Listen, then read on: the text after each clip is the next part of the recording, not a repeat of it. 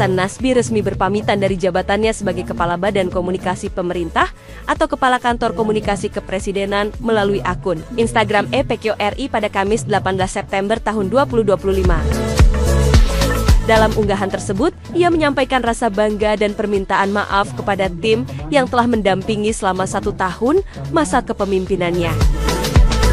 Namun, tidak berselang lama setelah pengunduran dirinya, Hasan ditunjuk sebagai Komisaris PT Pertamina Persero berdasarkan keputusan Menteri BUMN dan Direktur Utama PT Danantara Asset Management selaku pemegang saham PT Pertamina Persero tentang pengangkatan anggota Dewan Komisaris PT Pertamina Persero tertanggal 11 September tahun 2025.